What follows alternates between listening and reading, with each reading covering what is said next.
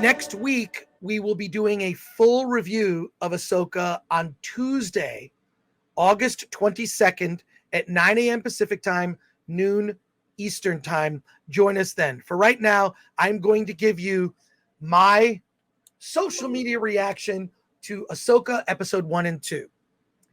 Ahsoka is a return to form for Star Wars. It feels very Star Wars. And if you are a fan of Star Wars Rebels and you are very familiar with all aspects of the story and you know all of the characters from Star Wars Rebels and you know all of the events and you know how Star Wars Rebels ends, then this is for you. But I never watched Star Wars Rebels. So I've been completely confused watching the first 2 episodes. I was completely confused. My basic reaction to it is it's a return to form for old school Star Wars storytelling, which is your wipes that match the movies, your action and adventure, and it's there's just something about it that is off, and I'm not exactly sure what that is. I think part of the thing that's off is there's a severe lack of male characters in this, or at least even like likable male characters. Ray Stevenson as the big bad is very good, but my overall takeaway is this is the beginning of She Wars. So, and this is less about Ahsoka and it's more of an ensemble setting up Grand Admiral Thrawn. Now you could glean this from everything you've seen in the trailers, but there's something about this that feels that I can't. My overall social media reaction is that if you're a fan of Star Wars Rebels, you'll love this. If you have not watched Star Wars Rebels, you'll be confused as to what's going on.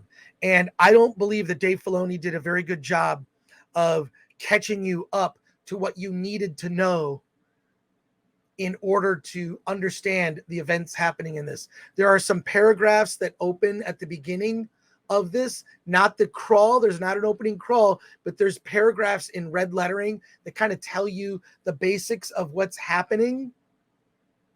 And it still doesn't do a very good job of setting it up. There's a character named Ezra who is missing, and everyone's very sad about Ezra, except we don't really hear what happened to Ezra or what his sacrifice was. I guess I need to have seen Star Wars Rebels.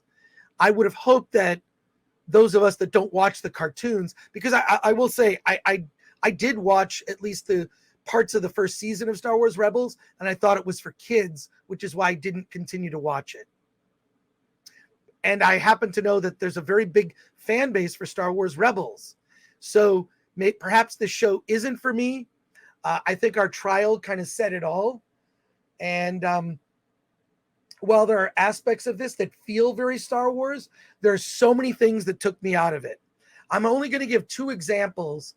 We will go into detail. I promise you, we will go into detail next Tuesday. We'll go into detail on it with a full review.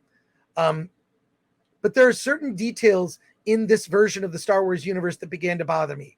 A couple of things. 1, the universe is way too clean. 2, all of the costumes seem like they were designed by her universe. Everything is too clean in this version of the Star Wars universe. Didn't feel like it was lived in. Additionally, and this is a weird thing to notice, one of the characters named Sabine, you see her with some equipment and they do close-ups on her hands. When did fingernail polish become a thing in the Star Wars universe, and a heavy use of makeup? I mean, Princess Leia had makeup, but it didn't seem heavy. Same thing even with Rey in the Star Wars sequels, right? Yeah. And Princess Leia didn't have underwear. So. And she didn't even have underwear. She didn't have a bra on in the first movie of Star Wars. So this, it just seemed a little off. In addition, there's also another scene with Sabine where she's riding, a speeder bike, and they play a punk rock song. that has like these lyrics that are probably lyrics, but it is a total like punk rock to show what a rocker she is. Sabine is a Mandalorian who aspires to be a Jedi trained by Ahsoka.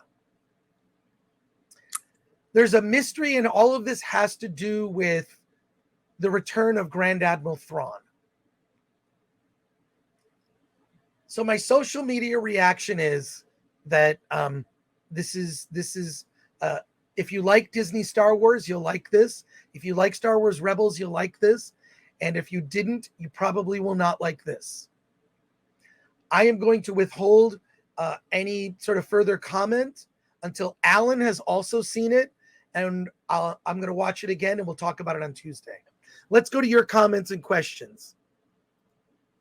So are we talking Kenobi production values or Andor production values? I think this is better than Kenobi in terms of production value. How about Andor? It's different than Andor. Okay. But more like the Mandalorian then. That more like the Mandalorian. You know, good production value. But different. Mm-hmm. Ahsoka could be summed up into a subject line, says Sarah Payne. Yes. A full review of Ahsoka, I don't care. Says thoughts on fitness with Nigel, member for 8 months. Well, I hear you.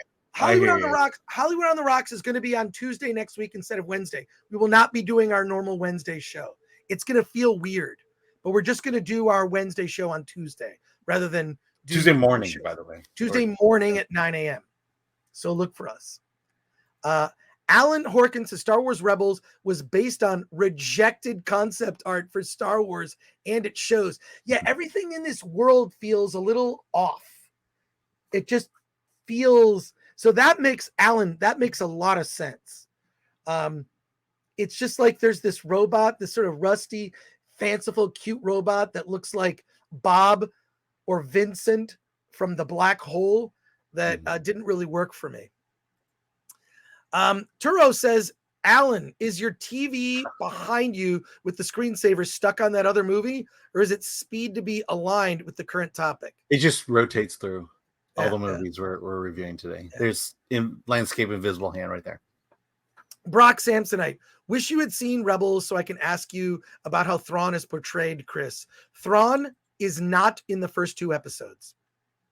But there is something that happens at the end of episode 1 that basically made me think, fuck this show. Fuck this show. It happens at the very end of episode 1, and then episode 2 kicks off, and the stupid thing that I just saw is completely, I'm saving it. Yeah, it's not a review. This is not a review. This is not a review. Thrawn isn't in the first 2 episodes. I have this weird suspicion Thrawn will not be in the show until maybe the very end because they're dragging all this stuff out. But it feels very Star Wars from the opening scene. The thing is, at least I get the feeling Dave Filoni is trying. He's trying. But the mandate is just put women in this. And there's a real effort to like go, hello, female empowered general. Hello, other female also in power. Let's be formal with each other and discuss our, there are going to be some rants next week. Yeah. Mob 19001. Oh, you're going to get probably more than a few rants next week. I hear that Acolyte will have neither men or women in it. So yeah, even better. Horror Punk says nobody wants a female Disney version of Heir to the Empire. Nobody. I don't mind. Look, I like strong female characters in my fiction. Love it. But when all the characters that are men are bad, and there's one in particular, and I'm just saving it. I'm holding back, folks. Yeah. There are like 3 key moments where I'm like, fuck this show. Fuck this show. 3 key moments. I'm going to do 3 separate Gore rants. You're going to hear a new thing. Yeah. And well, I've signed my NDA, so I have access to the episodes now. But we'll talk about it on Tuesday. So there you go. Will it necessitate another trial? No, not even worth it. Not worth it. So Gore review, F this show. That's basically where we're going to leave it.